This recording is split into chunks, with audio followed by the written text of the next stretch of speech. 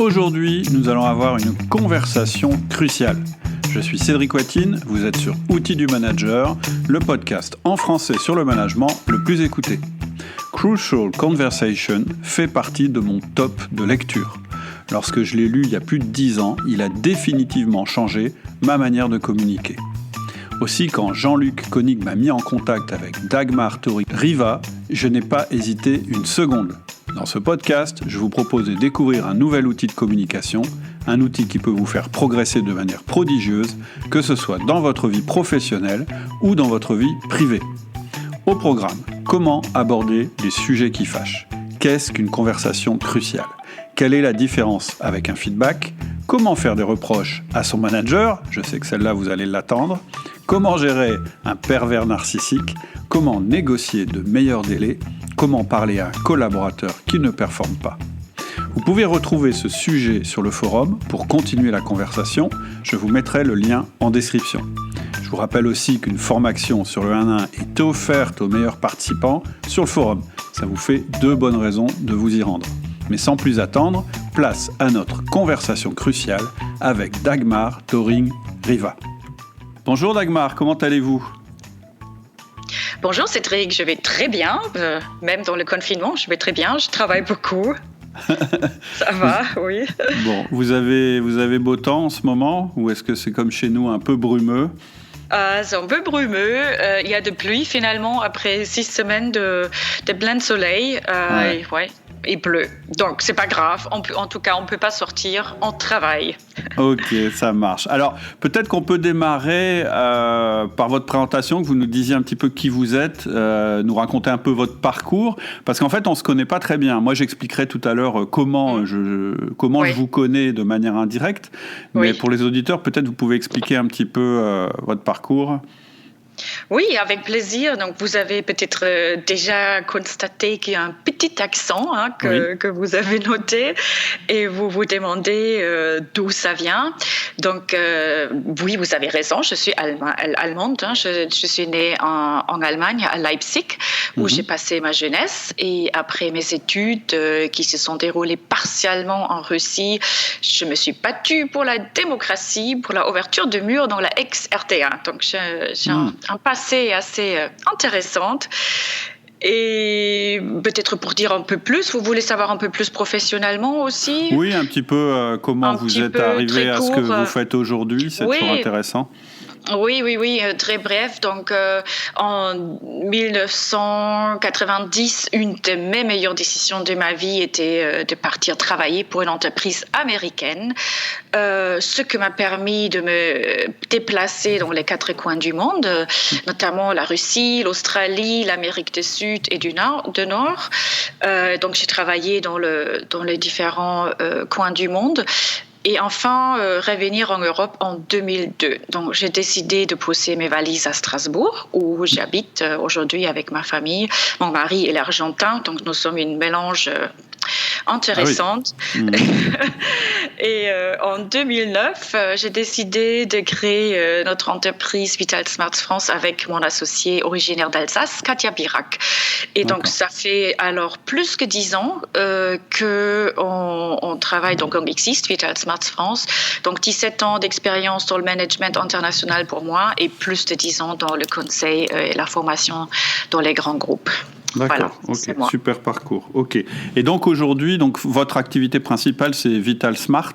Alors, moi, je connais pas Vital Smart du tout. Par contre, et en fait, on a été mis en contact par Jean-Luc Koenig, qui est une personne que j'ai interviewé aussi. Vous pouvez retrouver son interview sur la méthode Getting Things Done. Il est le représentant français de la méthode, et il m'a parlé de vous, et en fait moi je vous connaissais pas, mais j'avais lu un livre qui s'appelle Crucial Conversation, qui a été, je crois, traduit simplement par Conversation cruciale, et c'est un bouquin, je pense que j'ai lu il y a plus de 10 ans, je pense, ou peut-être déjà, 15 ans, dans sa version américaine, je m'en souviens très bien. Et c'est vraiment un bouquin qui m'a marqué. Et en fait, finalement, j'ai connu Manager Tools après, mais le contenu de Crucial Conversation, il est assez proche de ce on préconise concernant les feedbacks à faire à nos collaborateurs. Et donc, quel est le lien entre ce livre et votre activité à vous ? Oui, ça c'est une question vaste. Bien sûr, je vois la passion que vous avez pour le livre, que c'est bien sûr qu'on partage cette passion. C'est pour ça qu'on s'est engagé avec Vital Smart. Nous sommes les représentantes exclusives en France, et donc nous avons traduit le livre. Donc Katia Birac, surtout, moi j'ai aidé un petit peu, mais on a traduit le livre en français. Et donc notre activité, c'est aider les entreprises à mieux communiquer, à mieux se donner le feedback, bien sûr, à développer une culture managériale bienveillante, mais à la fois aussi courageuse. Donc c'est plus leadership courageux, qu'on ose dire des choses qu'il faut dire. Parce qu'on a un grand problème de non-dit, on a un grand problème d'évitement dans notre société, et ça d'abord partout dans les sociétés, qu'on est dans l'évitement. Si on regarde les recherches sont un peu partout dans le monde, ils donnent le même chiffre, environ 75% de nous préfèrent de ne rien dire dans le moment où il fallait parler. Donc voilà, notre travail, c'est notamment ça, de aider les entreprises à créer une culture où les gens peuvent se parler, ils osent à dire les choses, ils osent se donner un feedback, ils osent dire quand ils ont fait des erreurs, ou quand ils ont besoin de l'aide, ou quand ils ne sont pas d'accord. Je suis tout à fait, absolument d'accord avec vous. Je ne connaissais pas du tout ce pourcentage. Par contre, moi, je le constate aussi. Vous savez, on met des vidéos régulièrement sur YouTube, et il y en a une qui s'appelle « Comment faire un reproche à nos collaborateurs ». C'est une de celles qui a eu le plus de clics. Et c'est-à-dire que dès que j'ai mis cette vidéo, j'ai eu beaucoup de gens qui sont venus là-dessus. Ça veut dire que réellement, c'est un problème, effectivement, de parler un petit peu, d'être cash et de pouvoir parler directement avec nos collaborateurs. Je vous rejoins complètement sur cette idée-là, et je dirais même plus, je me demande si en plus culturellement la France n'est pas encore plus, je dirais, dans cette tendance-là. Vous qui avez voyagé pas mal d'ailleurs, moi j'ai souvent entendu dire qu'en Russie c'était quand même moins compliqué de dire ce qu'on pensait. Ouais, pas sûr. En fait, c'était une de mes questions. Vous êtes allemande, et là, vous me parlez d'une méthode américaine. Et en fait, la question qu'on peut se poser, c'est est-ce que votre méthode, si elle est certainement très bien reçue aux USA, est-ce qu'elle est adaptée aussi à une culture française de l'entreprise ? Bien sûr. Et ça, c'est la chose très intéressante de cette méthode. Et c'est vrai, quand on a pris la licence pour cette méthode, ça fait plus que 10 ans, on se posait la même question. Et c'est vrai, ça fait 10 ans, on faisait pas mal face à de préjugés. Ça vient des États-Unis, ça va pas fonctionner en France. Ouais. Et là, et c'était le tout début, mais après, ça marche à feu. Et ça fonctionne de la même manière en Allemagne qu'en France. C'est intéressant parce que moi, je suis plutôt la personne qui travaille au niveau international, comme je suis polyglotte. J'ai la chance de travailler avec des managers un peu partout dans le monde. Et c'est ça que passionnant. N'importe quel pays viennent les gens. On a tous le même problème. On n'ose pas dire les choses. Et la chose qui est intéressante avec notre méthode aussi, que la base pour un bon dialogue, c'est la même dans tout le monde. Peu importe si les gens viennent des États-Unis ou d'Asie ou n'importe quel pays de l'Europe, c'est le dialogue. Tu as un émisseur, tu as un récepteur, tu as le verbal, le non-verbal, tu as un objectif pour le dialogue. On a besoin de l'écoute active, et on a besoin de humilité, de confiance, d'un but commun. Et ça sont les piliers d'un dialogue, n'importe quelle langue, n'importe quelle nationalité, n'importe quel niveau social. D'accord, ok. En fait, tout à l'heure, je disais que ça me faisait penser à l'outil feedback, mais pense qu'il y a des différences. En fait, quelles sont les circonstances ? En fait, quel est le moment où je dois avoir ce que vous appelez une conversation cruciale ? Après, on verra ce que c'est exactement une conversation cruciale. Ouais. Mais quel peut être le déclencheur, en fait, d'une conversation cruciale ? C'est une très bonne question. Donc déjà, savoir qu'est-ce que ça veut dire crucial, parce que le mot, parfois, ça choque les Français, parce que c'est un mot fort, on est d'accord. Crucial, ça veut dire que c'est une conversation important, essentiel et important, parce que la conversation a un impact fort sur notre vie. Ça veut dire qu'un impact sur les résultats qu'on souhaite atteindre, ou sur notre carrière, ou sur la relation. Maintenant, quand c'est quoi une conversation cruciale en soi ? Il y a basiquement 3 éléments qui font qu'une conversation est cruciale.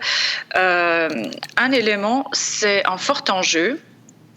Et l'enjeu, ça peut être soit pour moi, soit pour l'autre, soit pour les deux. Ça peut être un enjeu pour toi et moi, ou pour l'équipe, ou pour l'entreprise, ou pour tout le monde. Et le deuxième élément, c'est qu'on n'est pas d'accord, c'est un désaccord. Et donc, enjeu élevé, un désaccord, donc on a vraiment des opinions opposées. Et le troisième élément qui s'accroche, c'est des émotions très, très fortes. D'accord. Et c'est normal, parce que et là, quand on a un enjeu, on n'est pas d'accord, et les émotions sont très fortes, ben là, on est sous stress, on est d'accord. On est vraiment sous une forte pression, et c'est le moment où le reptilien prend le relais, et on perd un peu le pédale. Ça sont des conversations qu'on rate souvent, qui tournent au vinaigre, parce qu'on n'est pas hautement performante. D'accord. C'est intéressant parce que en fait, finalement, c'est assez différent de l'outil feedback qu'on a chez Outils du Manager. En fait, l'outil feedback, ce sont des retours sur les performances très fréquents et en général, on essaye qu'il y ait un contenu émotionnel le plus bas possible. Donc, à mon avis, quand je vous écoute, une conversation cruciale qui est déclenchée par ces 3 éléments qu'on a en même temps, c'est plutôt quelque chose d'exceptionnel. C'est pas une conversation qu'on a au quotidien, si je comprends bien. Ça, c'est une très, très bonne remarque. On peut dire oui et non. Parce que c'est sûr, si vous regardez, si je vous demande aujourd'hui, crucial, quel pourcentage de vos conversations dans la journée sont cruciales ? Qu'est-ce que vous pensez ? Est-ce que c'est 10%, c'est 20%, 50%, 80% ? Votre conversation dans la journie, combien de pourcents sont cruciales ? Qu'est-ce que vous pensez ? Juste au pif. Alors moi non, au pif réellement, si je prends mon cas personnel, c'est même pas une fois par jour que j'ai ce genre de conversation. C'est plutôt éventuellement une fois par semaine, mais c'est pas régulier. Par contre, du feedback, j'en fais tous les jours avec les gens que je côtoie.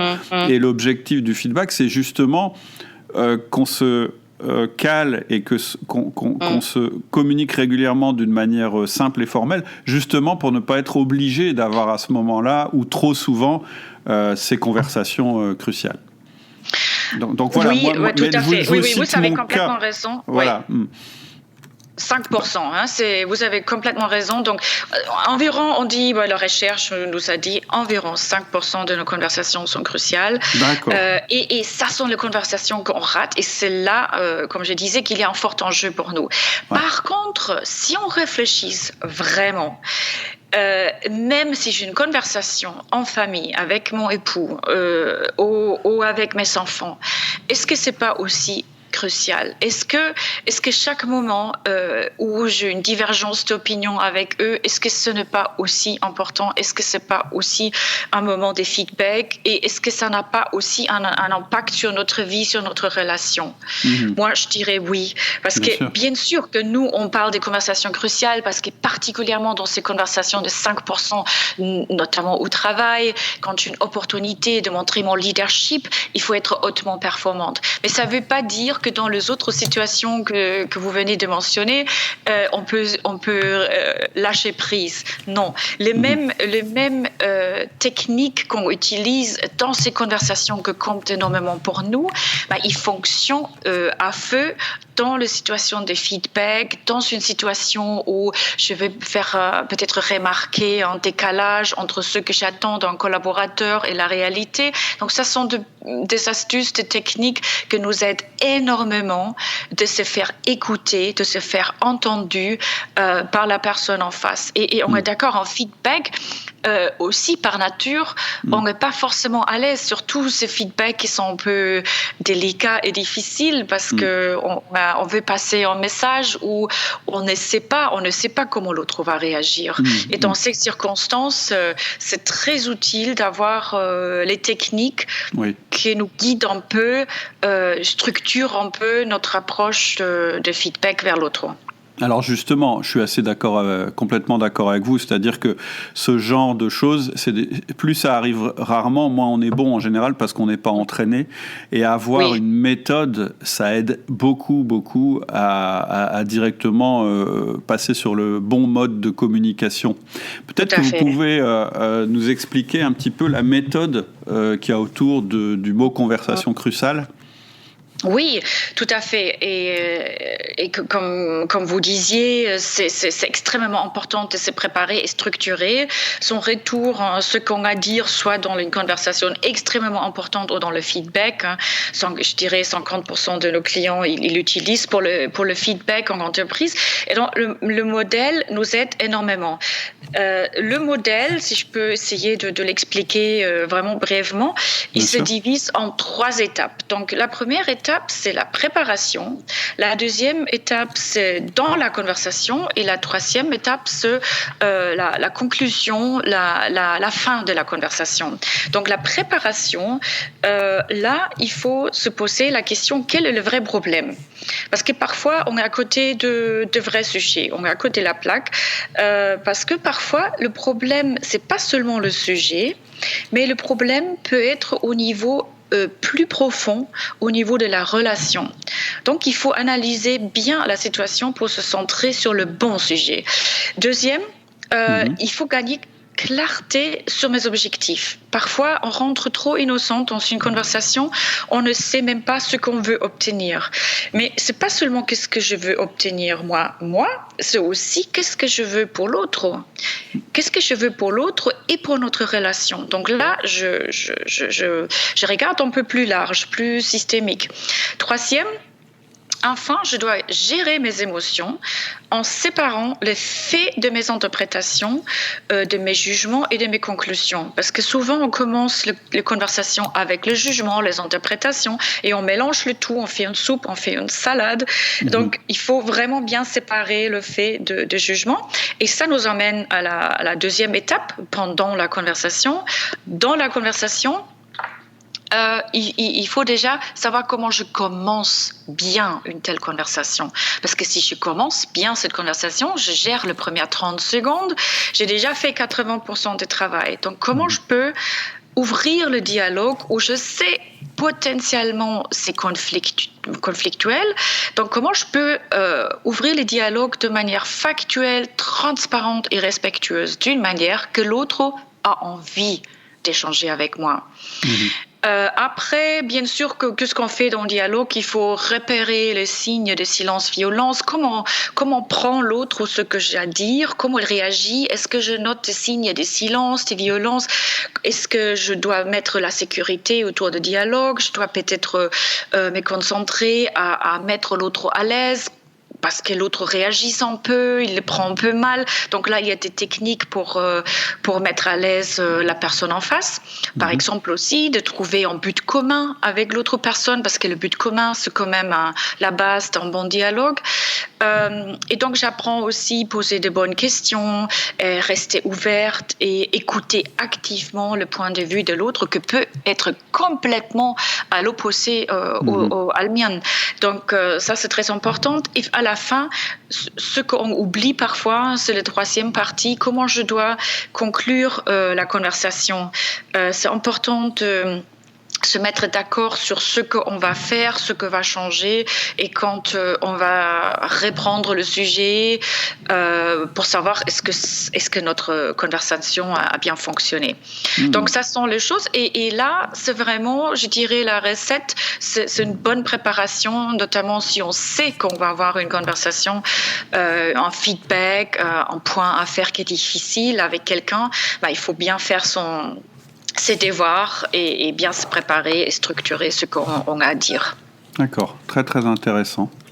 Donc en fait, voilà, vous avez cette structure, ce framework à l'intérieur duquel on peut se préparer en vue de cette conversation qui est prévue. Et la question que je me pose, c'est donc je comprends, moi je me souviens du livre maintenant, au fur et à mesure que vous expliquez, ça me revient. Oui, parce que je l'ai cherché, je l'ai pas retrouvé, il faut que je le rachète.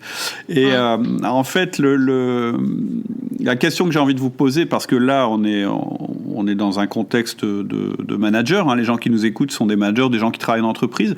Est-ce qu'il y a un type d'entreprise dans lequel cette méthode fonctionne particulièrement ? Si je réfléchis sur là où on a travaillé, il n'y a pas forcément un type, une entreprise particulière.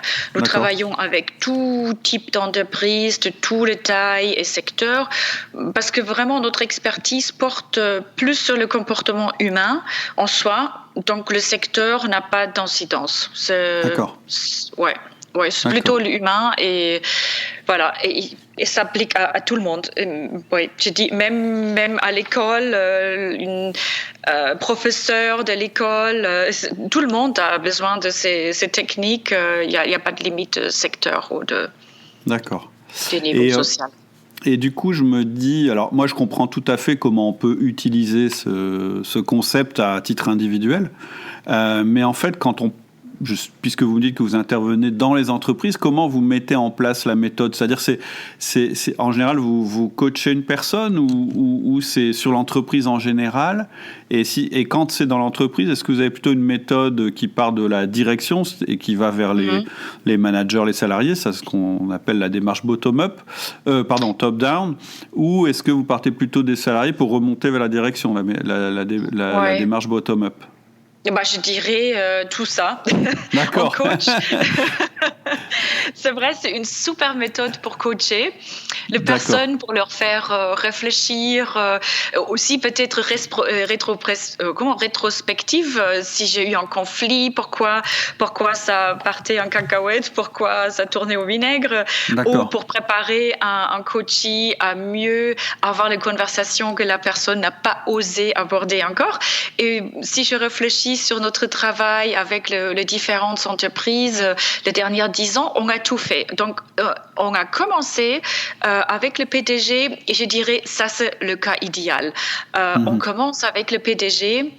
Et parfois, c'est le PDG que nous a cherché parce qu'il a lu le livre et trouvé ça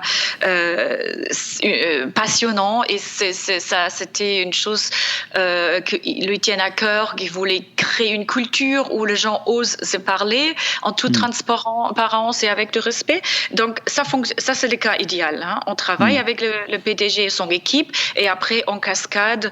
Et ça fonctionne particulièrement bien parce que les cadres dirigeants sont exemplaires. Ils montrent l'exemple, et ça c'est fabuleux, ça fonctionne à feu, ça c'est clair. On a eu les cas pour Nature et Découverte et pour Disneyland Paris. Maintenant, si je réfléchis, on a eu d'autres cas, notamment je me rappelle un cas dans l'aéronautique où nous avons formé les cadres le middle management, et un mois après, les cadres dirigeants ont voulu aussi se former dans cette méthode. Donc ça c'était génial parce qu'ils ont vu une différence dans l'approche de leur manager, et ils avaient envie d'apprendre cette méthode. Et dans ces cadres-là, on fait des sessions un peu plus courtes, adaptées aux cadres dirigeants. On s'adapte là plutôt avec la longueur de session et d'autres cas d'application. Je crois les techniques sont les mêmes. Je crois assez fort à ça, c'est-à-dire que je pense que la meilleure manière de s'approprier un outil, c'est de se l'approprier pour soi avant tout. Oui. Et en général, si ça nous permet d'être plus performants dans l'entreprise, un jour peut-être que la direction d'entreprise va se dire mais lui il performe, comment il fait pour être aussi bon? Et c'est parfois comme ça qu'on arrive à convaincre la direction de mettre en place ce genre de méthode. Exactement. Et parfois, le manager, ils râlent un peu sur leur culture. Ils sont d'accord que c'est difficile à dire. Leur manager ou leur cadre dirigeant sont pas forcément à l'écoute. Mais là, on peut dire aussi, chaque manager peut commencer avec son équipe et déjà faire la différence dans le scope de son travail, être proactif et faciliter les choses là où ils peuvent influencer, dans leur radius d'influence et faire la différence. Et ça fait déjà un impact sur eux-mêmes, sur le bien-être de leur équipe, sur eux-mêmes. Et parfois, ça peut être contagieux, ça peut faire des vagues dans l'entreprise. Et ça fonctionne aussi. C'est pour ça il faut juste quelqu'un qui prend les choses en main, qui a envie de commencer, ouvrir la voie et faire sa propre vie plus facile et vivre mieux notre propre vie. Parce que honnêtement, je dis, si je réfléchis sur ma propre vie en tant que manager, maintenant je regrette fortement que je n'ai pas eu cette possibilité d'apprendre ces techniques tôt dans ma carrière. Parce que moi, je souffert un peu cette silence, évitement. Je n'osais pas forcément, dans toutes les circonstances, de dire que ce que j'aurais dû dire. Et j'ai perdu d'opportunités de leadership, j'ai perdu d'opportunités de montrer que je suis intelligente, que j'ai des idées, je peux faire la différence.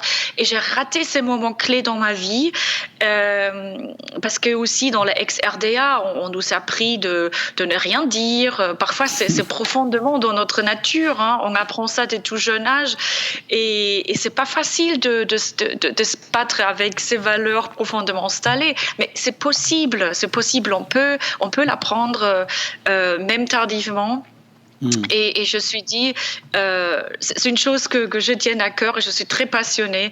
Et moi, je dirais presque qu'il faut l'apprendre à l'école. Il faut l'apprendre le plus tôt possible parce que ça sont les bases pour avancer dans sa vie, pour être bien dans sa peau et pour travailler bien dans une entreprise. Oui, donc c'est pas seulement réservé au milieu du travail ou au manager, ça peut s'appliquer à tout le monde, et y compris dans la vie courante. Alors ce que je vous propose maintenant, si vous êtes d'accord, là on s'adresse à des managers. Donc maintenant qu'on a compris les concepts, ce qui m'intéresserait, ce serait de prendre quelques exemples en situation réelle. Ça permettra éventuellement à nos managers de projeter un petit peu la méthode sur les problèmes qu'ils peuvent avoir, ou bien peut-être même d'essayer de faire des tests. Et donc, je vais vous demander peut-être de nous donner des petites astuces devant des situations dont moi, j'entends souvent parler. Vous savez qu'on a un forum sur le management qui s'appelle le forum Outils du manager. Et donc, à travers ça et à travers les conversations ou les discussions que j'ai avec les managers, il y a quand même des sujets qui reviennent assez souvent. Par exemple, on peut avoir un manager dont on trouve que son style de management est trop contrôlant. Et j'ai beaucoup de managers eux-mêmes, mais qui parlent là de leur boss à eux, et qui disent il me contrôle trop, mais je sais pas bien comment aborder le sujet avec lui. Comment vous feriez avec la méthode conversation cruciale? Oui, donc j'ai vu sur votre forum ce type de questions et ça c'est vrai, c'est un sujet qui revient régulièrement. Donc je dirais il faut se poser la question déjà si c'est la première fois ou si c'est plutôt une tendance. C'est déjà important. Parce que là je sens c'est plutôt déjà une habitude. Le manager il a pris l'habitude de se comporter comme ça, donc ça veut dire qu'on a vraiment une tendance. C'est important. Après, deuxième chose, il faut séparer le fait de cette histoire. Comme je disais avant, c'est vraiment clé à la réussite parce que contrôlant, là, on est déjà dans un jugement. Être contrôlant, là, je juge, c'est un jugement, c'est une interprétation. Par contre, il faut que je trouve le fait. Que c'est quoi le fait? Il m'appelle 5 fois par jour, il me demande le compte rendu. C'est quoi précisément le fait? Et quand je dis le fait, je veux quelque chose d'objectif, prouvable, que pas un jugement, que pas subjectif. Et donc, et si j'ai tout ça, c'est déjà bien. Troisième conseil, il faut réfléchir sur ce qu'on veut vraiment. Parce qu'on oublie parfois cette question. Qu'est-ce que je veux vraiment pour moi-même et qu'est-ce que je veux pour mon manager? Si je fais l'exemple, pour moi-même, je veux travailler en paix, me concentrer sur mes priorités et j'ai besoin d'autonomie. Qu'est-ce que je veux pour mon manager? Mais je veux qu'il le prenne pas mal et qu'il me fasse confiance. C'est ça que je veux dans cette conversation. Donc donc je dois me concentrer quand je commence cette conversation. Déjà, si je veux quelque chose, maintenir la relation avec mon manager, je dois réfléchir, mais comment je dois agir, comment je dois transmettre ces messages sans être mal compris, et c'est le ton qui est extrêmement important. Et donc là, je pourrais dire à mon manager, Nicolas, est-ce qu'on peut parler d'une chose que me tienne à cœur? Et il va dire oui, bien sûr. Donc je peux dire, écoute Nicolas, au bureau, nous avons toujours bien travaillé ensemble. Hier, j'ai remarqué, tu m'as appelé 5 fois dans la journée. Ce n'est pas la première fois. Donc là, vous savez la tendance. Ce n'est pas la première fois. La semaine dernière, c'était pareil. Tu m'appelais entre 4 et 5 fois par jour. Alors, je me demande si tu ne me fais pas confiance ou s'il y a autre chose. J'aimerais savoir comment tu vois la situation. Peux-tu m'aider à comprendre? Et donc là, vous voyez, j'étais très, très court. C'est ça aussi, parfois, on met plein de choses là dans le discours que n'a rien à voir. Donc, j'ai parlé notamment de faits. Donc, au travail, on a bien au bureau, on a bien travaillé. J'ai remarqué, tu m'appelais 5 fois dans la journée. C'était pas la première fois, c'est important aussi pour dire, voilà, il y a une tendance, je le vois très bien. La semaine dernière, c'était pareil, c'était 4 à 6 fois. Donc, ce que le fait. Et là, je partage quand même un peu mon inquiétude. Alors, je me demande si tu ne me fais pas confiance. C'est très important de le dire parce que si je partage pas mon inquiétude, mon interprétation, l'autre personne veut dire et alors, j'ai pas le droit de t'appeler? Si je n'ajoute pas, je me demande si tu ne me fais pas confiance ou il y a autre chose, ou s'il y a autre chose, l'autre comprend, Dagmar s'inquiète. Elle enquête. Donc là, la personne sait pourquoi je lui confronte positivement, constructivement avec la situation. Donc c'est le fait. Séparer l'histoire des interprétations et surtout, pour moi, c'est une question que m'aide énormément dans ma vie au quotidien. Je me pose tout le temps, qu'est-ce que je veux vraiment pour moi, pour l'autre et pour la relation? Et si je veux, c'est ça, comment je dois agir? Donc, c'est très, très simple. Même le soir, quand je suis fatiguée, crevée, j'ai eu des journées très chargées. Juste hier soir, ça partait en cacahuète en famille. On montait les tons. Et moi aussi, j'étais au point d'exploser. Je me suis posé la question, Dagmar, qu'est-ce que tu veux vraiment? Je veux une soirée en paix, je veux de la harmonie et je veux que ça se passe bien en famille. Alors, calme-toi.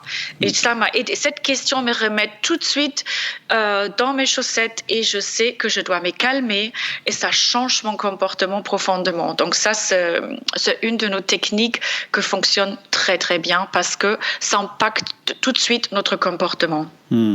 Ouais, tout à fait.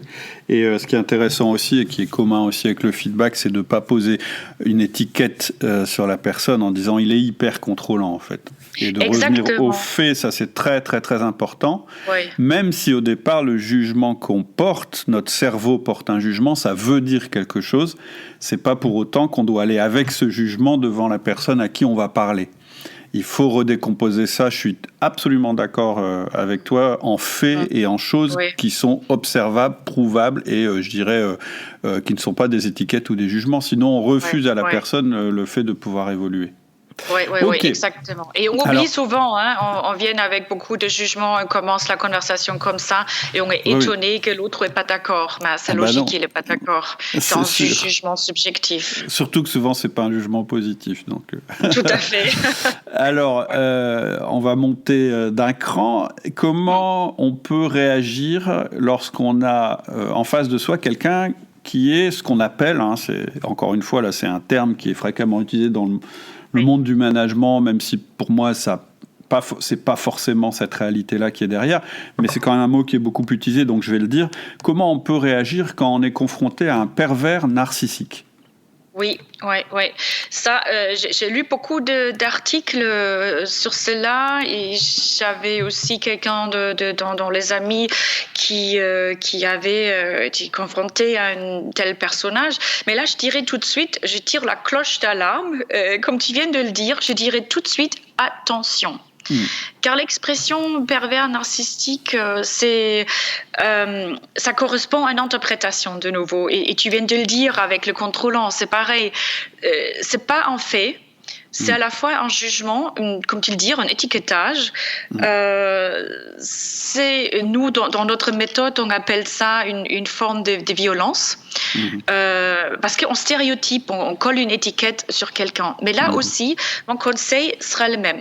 Réfléchissez, qu'est-ce que fait cette personne précisément? Quels sont les comportements que vous observez?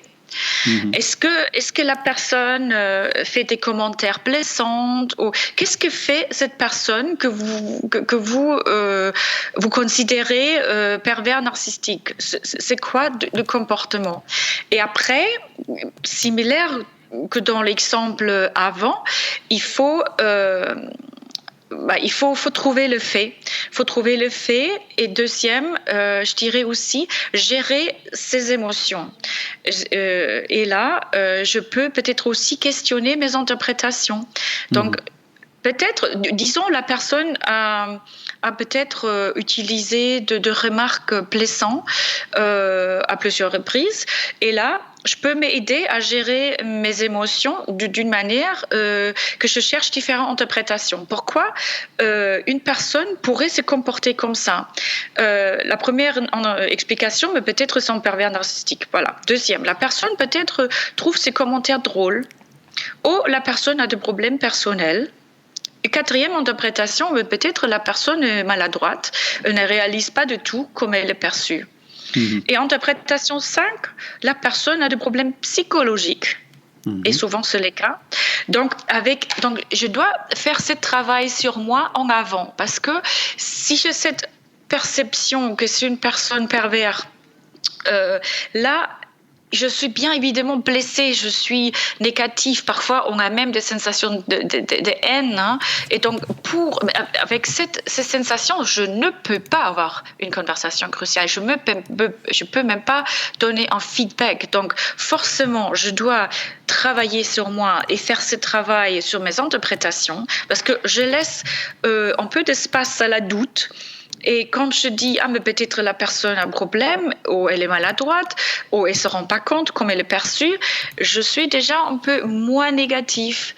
Je relativise, je prends recul à la situation et là, je gère mes émotions. Et c'est un peu le technique, on appelle en anglais le reframing. Je regarde la situation, j'essaye à prendre différentes perspectives et ça, c'est devenu la psychologie positive. Hein. J'essaye à relativiser et quand je relativise, je suis plus en mène d'avoir cette conversation d'une manière neutre sans détester l'autre personne. Je laisse un peu de doute et je suis plus curieux. Donc c'est ça peut-être aussi mon conseil, d'être plutôt curieux. Qu'est-ce qui fait que cette personne se comporte comme ça avec moi. Et là, pareil, je peux commencer avec le fait et je peux poser la question, mais est-ce que tu peux m'aider à comprendre? Qu'est-ce que fait que tu te comportes de telle manière avec moi? Et donc là, il faut que je reste sereine. Ok, ouais, c'est intéressant. Je suis assez d'accord sur le fait que l'étiquette pervers narcissique, alors je ne sais pas ce que tu en penses, mais il y a aussi parfois, alors je mets des guillemets parce que le pervers narcissique, clairement, c'est une classification presque de pathologie. Donc, tout à fait, c'est maladie, on est d'accord, voilà. Ils sont un peu malades. Et donc souvent, cette étiquette, elle est mise un petit peu rapidement. Et ce qui est très embêtant dans une étiquette, c'est que presque, c'est comme si on réglait le problème. C'est-à-dire, j'ai un problème qui est en réalité, je ne supporte pas mon chef et j'ai l'impression d'être son jouet. Et donc, lorsque, en lisant un magazine ou etc., je tombe sur un article qui décrit un pervers narcissique, je vais avoir tendance à projeter ce que je ressens sur cette étiquette qu'on me donne. Et le danger, quand je règle le problème, je crois régler le problème en disant « Ah mais non, mais c'est normal, c'est un pervers narcissique, donc je suis sa victime », eh bien c'est comme si je disais « Je n'ai plus aucune chance de faire évoluer la situation, tout est chez l'autre, et moi je ne peux rien faire ». Et donc moi j'aime bien ton approche qui dit « Oui, mais on ne peut pas rester comme ça ». C'est-à-dire que, qu'est-ce que je vais faire ? Et la seule manière de pouvoir agir dessus, c'est effectivement de redécomposer cette étiquette qu'on a mise en comportement que cette personne a, parce que la seule chose sur laquelle on puisse agir, c'est pas l'étiquette, ce sont les comportements. Tout à fait. Ouais, tu as fait une bonne analyse là, c'est excellent. Nous, on appelle ça l'histoire des victimes. Et là, je me mets dans cette posture, comme tu dis, je suis en jouet, je me mets en posture de victime et ça me paralyse. Quand je suis victime, je me dis « Ah, c'est pas ma faute, moi je suis la victime, l'autre est le méchant » et je reste dans une paralyse. Et ça, donc, c'est dangereux. Je ne peux rien faire. Et donc, je ne peux rien faire. Et je reste dans l'impasse. Et là, il faut notamment faire ce travail sur soi. Et ça, je le répète encore une fois, on ne peut pas réussir notre méthode si on n'arrive pas à prendre recul sur notre propre comportement. Il faut se maîtriser soi-même, sinon nos techniques ils vont pas fonctionner. Et une partie, c'est exactement celle-là que je me suis dit, mais moi je me sens victime, je vois l'autre en tant que méchant. Il faut faire ce travail, dire mais qu'est-ce qui fait que l'autre personne se comporte comme ça et quel est mon rôle?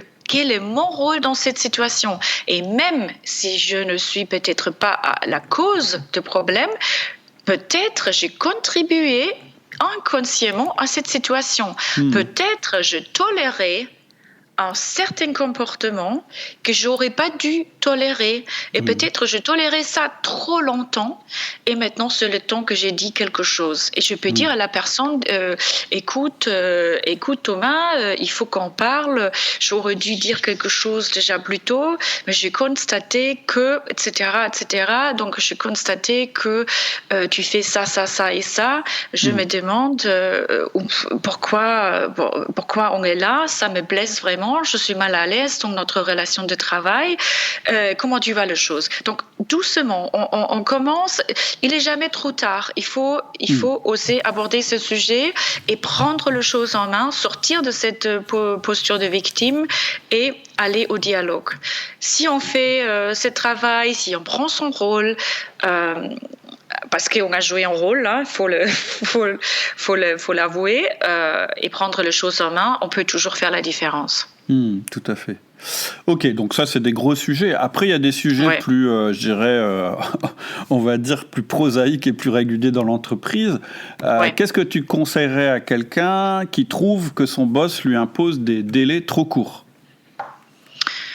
Et ça, je pense que c'est dans 90% les cas qu'on impose et c'est normal. Hein. Les managers, ils doivent aussi donner de consignes. Ils peuvent pas toujours trouver de consensus. Hein. C'est la nature du management. Par contre, si c'est une tendance que c'est toujours trop court et ça me met en difficulté, je sais que les délais sont irréaliste. Là, pareil, je devrais parler avec mon boss de manière factuelle, de nouveau. Et peut-être, là aussi, je dois réfléchir, est-ce que c'est que le sujet ? Est-ce qu'il fait ça régulièrement ?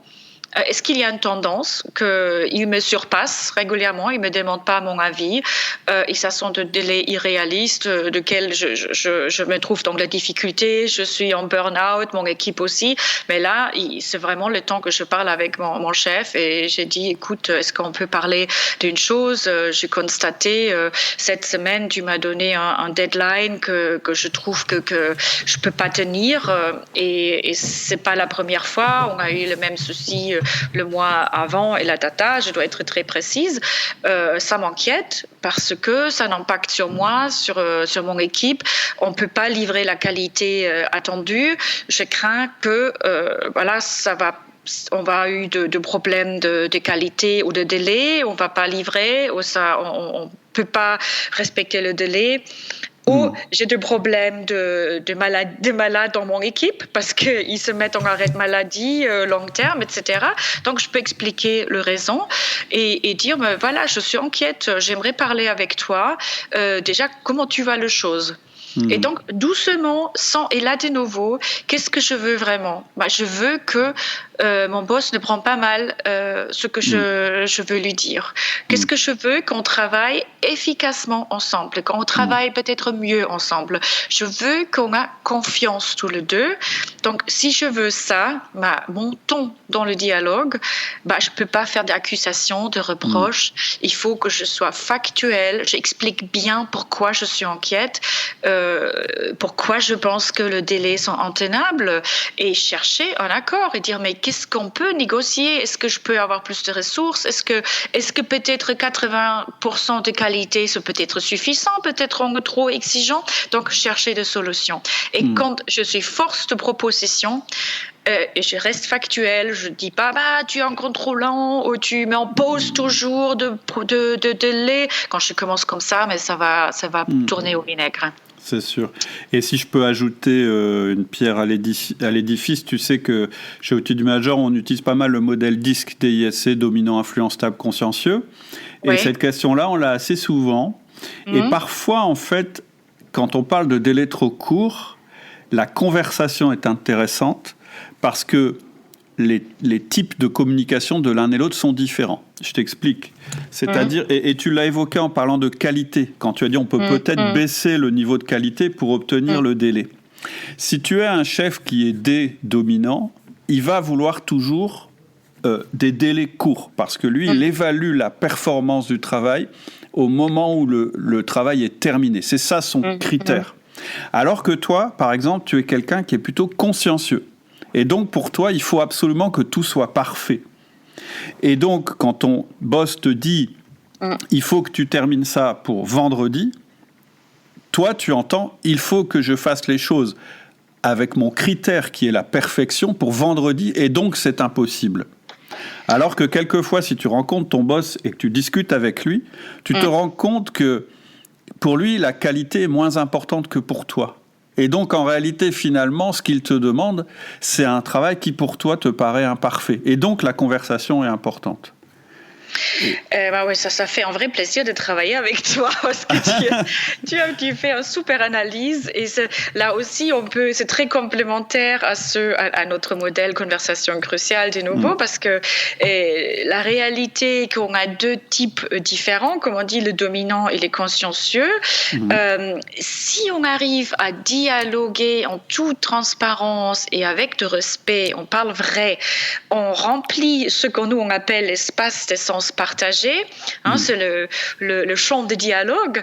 Si on arrive à se parler tous les deux, on se comprend, on arrive à identifier que l'autre il veut tout très court et il aime aussi bien prendre ses décisions et l'autre il est perfectionniste. Quand on arrive à en parler, on pose les bonnes questions, on arrive à se comprendre, on remplit cet espace de sens partagé. Et si tout ça est sur la table, cette information, mais on se rend compte, mais oui, on a les mêmes buts tous les deux. On veut pas décevoir les clients, on veut emmener à bout ce projet dans une bonne qualité, on a les mêmes objectifs. Et si tout ça est transparent sur la table, on trouve forcément la bonne solution. Mais je pense que la partie clé d'arriver à ce point-là, qu'on mette tout ça en transparence, le point de vue de l'autre et mon point de vue. Et parfois, c'est là où ça bloque. On ne prend pas forcément les temps à identifier, mais dis-moi, qu'est-ce qui est important pour toi? Pourquoi tu penses qu'il faut arriver à faire ce projet en 2 semaines et pas en 4? Dis-moi, c'est quoi le derrière, qu'est-ce que tu cherches vraiment? Et après, moi, je peux m'expliquer, tout ça est clair et là, on trouve la solution. Mais parfois, on prend simplement pas le temps. Tout à fait. Alors, je vais te dire, effectivement, l'autre complémentarité entre nos deux approches, c'est que toi, tu hésites moins que moi à proposer des discussions et des remises en cause qui vont dans le sens du collaborateur vers le boss. Moi, en général, puisque mes publics sont c'est des managers, je leur dis comment bien manager leurs collaborateurs. Et souvent, ils sont frustrés parce qu'ils me disent, oui, mais moi, ce qui me pose problème, c'est pas mes collaborateurs, c'est mon boss. Et là, souvent, je leur dis, oui, mais toi, t'es manager, ton job, c'est de faire que tes équipes fonctionnent bien. Le jour où tu seras vraiment au carré là-dessus, on verra ce qu'on fait avec ton boss. Et en général, quand ils se tournent vers le boss, moi, ce que je leur dis déjà, sans faire cette conversation cruciale dont tu parles, c'est déjà d'essayer de le comprendre, par exemple, en essayant de voir quel est son type de communication. Est-ce qu'il est dominant, influent? Parce que déjà là, ça éclaircit un certain nombre de choses. Tout à fait. Mais je trouve que ton outil conversation cruciale, il est vraiment intéressant parce que il permet aussi de fonctionner dans l'autre sens. C'est-à-dire d'avoir cette conversation avec son boss, mais de mettre tout en œuvre pour que cette conversation se termine bien. Parce que là, l'enjeu, il est énorme. Hein. Si t'as un boss qui aime pas ce genre de truc, qui dit « Oh, moi, la psycho, ça m'ennuie, etc. » Tu peux, en fait, en croyant résoudre une situation, empirer la situation. Et donc, c'est pas évident. Tout à fait. Exactement. Et l'erreur qu'on fait là, c'est qu'on pense trop à notre peur. Que, comme tu dis, j'ai peur parce que si je rate cette conversation, la relation avec mon boss, elle est en péril, elle peut être endommagée. Par contre, on a trop peur sur nous. Ce qu'il faut penser, il faut aussi penser à notre manager parce qu'il y a une réalité. Nos managers, et notamment les managers de haut niveau, ils sont très, très peu de feedback et personne n'ose leur donner de feedback. Et quand je veux donner un feedback à mon manager, je dois penser plus à son bien-être qu'au mien. Parce que quand je donne un feedback à mon manager, lui ou elle va être mal à l'aise. Et donc, il faut que je m'inquiète, que je mette la sécurité pour la personne, pour l'autre. Parce que si l'autre est en sécurité avec moi, l'autre voit que j'ai une bonne intention, que je cherche la solution, que je cherche une relation efficace entre nous, quand l'autre il est à l'aise, automatiquement, moi je suis à l'aise. Donc notre focus doit aller pas vers nous, l'autre est le centre de mon attention. Je vais mettre à l'aise l'autre. Et quand lui il est à l'aise, moi aussi, je cours pas de risque. Tout à fait. Et c'est pour ça que je le dis encore une fois, le modèle feedback proposé par Outils du Manager, il est prévu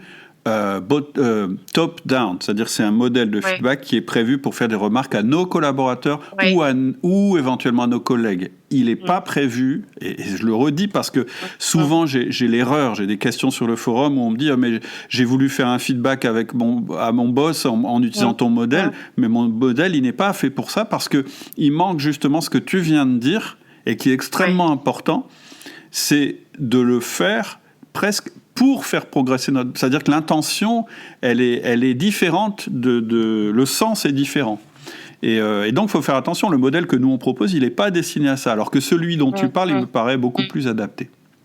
Alors, et l'autre modèle, je dirais, bref, c'est la même technique, c'est exactement, mais 100% le même technique que tu utilises pour donner un feedback à un collaborateur que tu utilises pour donner un feedback à ton manager. Il n'y a aucune différence. Si je suis factuel, j'ai une bonne intention. Oui, la philosophie est la même. Ouais. C'est ça. Et elle est comportementale. Tout à fait. Alors, justement, on vient de voir 3 cas où là, on faisait des conversations cruciales avec notre boss. Alors, je vais te donner un dernier cas dans l'autre sens. T'as un collaborateur qui est en sous-performance, c'est-à-dire vraiment, ça va pas, il n'y arrive pas.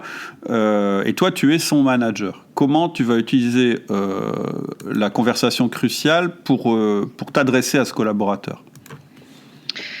Et donc là, pareil, je pose la question, est-ce qu'il est en sous-performance la première fois ou est-ce que c'est déjà une tendance? Il était en sous-performance les dernières 4 mois. Ça fait la différence. Hein.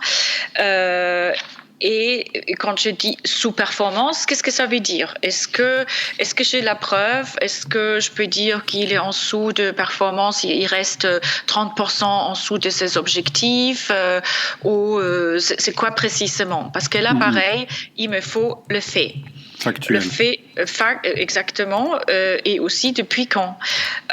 Et s'il est en sous-performance les dernières 4 mois, je dis dire que mais là, je n'ai pas fait mon travail. J'aurais dû dire quelque chose beaucoup plus tôt. Et là, donc c'est très simple. Donc je dois me tourner vers mon collaborateur et dire voilà, j'attends de toi que tu obtiennes des objectifs. Là, je vois que tu es 30% en dessous cette mois-là. Ça m'inquiète. Dis-moi un peu plus. Voilà, okay. Très. Vous voyez, y a pas, on se prend pas la tête. Hein. Je dis ce que je constate, donc ce que j'attends. J'attends que tu es performante. J'attends que tu arrives à atteindre des objectifs. Je vois que tu n'obtiens pas des objectifs. Concrètement, tu es 30% en dessous. Et maintenant, dis-moi comment tu vois les choses. Et c'est très important après. Se dire mais c'est quoi les causes? Il faut pas dire que voilà, c'est à cause de coronavirus, c'est à cause de tu m'as changé le territoire, etc. Il faut commencer être curieux en tant que manager. Il faut pas venir avec ses préjugés, dire tu es plus motivé parce qu'on a la tendance de dire d'attribuer ça à la personne à une manque de motivation. Peut-être il y a un problème de capacité derrière. Peut-être la personne a des problèmes de compétences ou la personne a besoin de l'aide ou ne pas clair sur son rôle ou pas clair sur mes attentes. Peut-être je n'ai même pas bien expliqué mes attentes vers la personne. Donc, il y a tout un ensemble de possibles causes derrière un possible sous-performance. Là, il faut faire une bonne diagnostic. Il faut poser plein de questions pour comprendre pourquoi cette sous-performance et donc surtout pas juger, poser des questions ouvertes, analyser la situation et après trouver des situations ensemble pour remédier. D'accord, ok, d'accord. Ok, bah écoute Dagmar, merci beaucoup, c'est passionnant et très intéressant. Oui. Je suis très content de la rencontre. Je pense qu'il y a vraiment des choses en commun dans nos méthodes. C'est pas pour rien que ce bouquin m'avait marqué, c'est que déjà à l'époque ça me parlait bien et je pense que ça parlera beaucoup aux gens qui écoutent le podcast. Je te remercie infiniment déjà pour le temps qu'on a passé. Je crois que ton actualité évolue. Il me semble que tu m'as parlé d'un autre livre que Crucial Conversation. Oui, on a effectivement, parce que le livre Crucial Conversation cruciale en français, ça fait déjà, je me rappelle plus maintenant quand on a publié. Dans l'année dernière, on a publié déjà la suite qui s'appelle Crucial Accountability. Et ça, c'est comme dit quand on a lu Conversation cruciale, le Crucial Accountability, savoir et oser engager et responsabiliser, ça a un focus plus sur la partie influencer et engager ses collaborateurs. Aux embauches. Donc, c'est plus influence, engagement. Et on a déjà un autre livre, là maintenant, cette année, un autre bébé qui est en train de voir la lumière. C'est le pouvoir des habitudes. Le pouvoir des habitudes par Charles Duhigg, dont le livre, elle est là. Donc, on va se concentrer sur changer nos habitudes pour être plus efficace dans notre vie et d'avoir une vie plus saine. Ça va probablement arriver en juin. Donc, le livre, il existe déjà. La formation va venir, je pense, vers juin. Et on a encore un autre bébé qui va naître. La famille s'agrandit. Cette semaine, oui, ça va être entre demain et après-demain. Et ça s'appelle Micro-Doing. Je suis très fière. C'est un dernier projet qu'on a. C'était effectivement bébé de Covid, de confinement. Donc, c'est une application applications mobiles pour smartphone, pour la mise en application et la pratique des défis conversation cruciale dans son travail au quotidien. D'accord. Donc, si tu veux, c'est vraiment pas forcément formation comme on le connaît, c'est plus des micro-actions, une micro-formation à travers des actions de mise en œuvre tous les jours dans son travail au quotidien. Et ça, c'est la innovation pédagogique de 2020. Ah, vraiment intéressant, ouais. Ouais, c'est passionnant. Eh ben, je vais suivre ça de près moi aussi. Ouais. Comment les auditeurs seront peut-être intéressés d'entrer en contact avec vous ou avec toi? Comment on peut un petit peu ils peuvent prolonger ce podcast? Et donc là, plus facile peut-être regarder notre site web vitalsmarts.fr, vitalsmarts avec S à la fin, vitalsmarts.fr, où on a une page LinkedIn aussi, Vitalsmarts France. Attention, il y a plusieurs Vitalsmarts parce qu'on est un groupe mondial.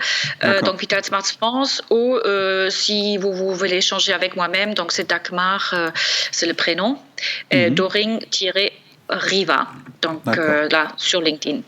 Ok, ça marche. C'est noté, on remettra ça dans les commentaires du podcast. À nouveau, je te remercie beaucoup. Et puis, écoute, si tu as envie d'utiliser le podcast pour tenir les auditeurs informés de ton actualité, on pourra... Tout à fait, tu me laisses savoir. Oui, laisse-moi savoir quand tu le publies et nous, on peut le relier aussi, ça sera super. Et puis un lieu aussi où tu peux te rendre, mais voilà, après, faut prendre un petit peu le temps de le faire.